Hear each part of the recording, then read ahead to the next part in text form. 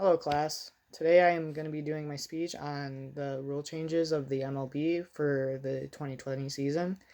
That should be in session right now, but due to the COVID-19 outbreak, it has been delayed. But I decided to do my speech on the rule changes for the season. So once it starts to go back into session and we get to start seeing some baseball, we know what some rule changes are going to be. Now, the first rule change I'm going to hit on is rules and pitching changes. And then the second rule change will be with the roster list and roster limits. And then the last rule change will just be some brief rule changes that don't really fit a good category by themselves, but just kind of some brief ones. So the first change I'm going to hit on is the pitching changes. Now, in order to count as a pitcher, the pitcher must now have a 3-batter minimum. So what that means is they must face 3 batters in order to be able to be subbed out. And the reason they did this was there's some pitchers that only go in for 1 batter, whether it favors a lefty or a righty. Sometimes a manager will just put in a lefty or righty pitcher depending on who that is. So they just put them in for that guy. And this rule helps with the amount of pitching changes in a game, so that cuts down that and saves some time.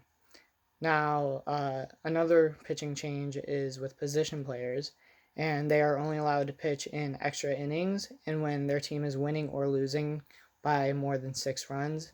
And we saw a lot of this last year where teams would just put in position players just to save a pitcher's arm. So this helps with pitching change times and all that as well. My second point will be to the roster list.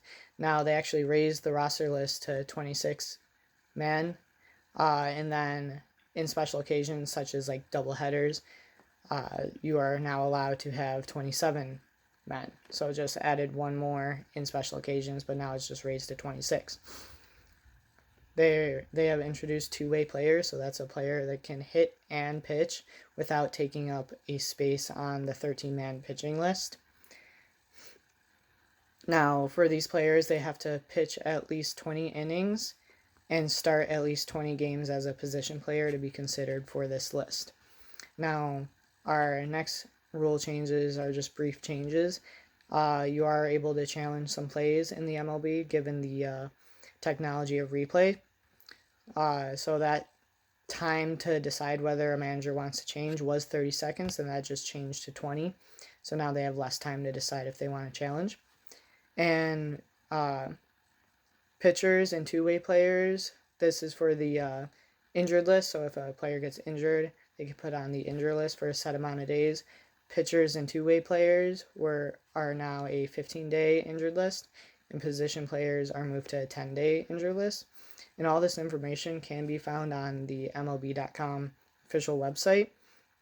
So to conclude my speech here, we just talked about pitching changes, roster list changes, and then just some quick brief changes and challenges and injured lists.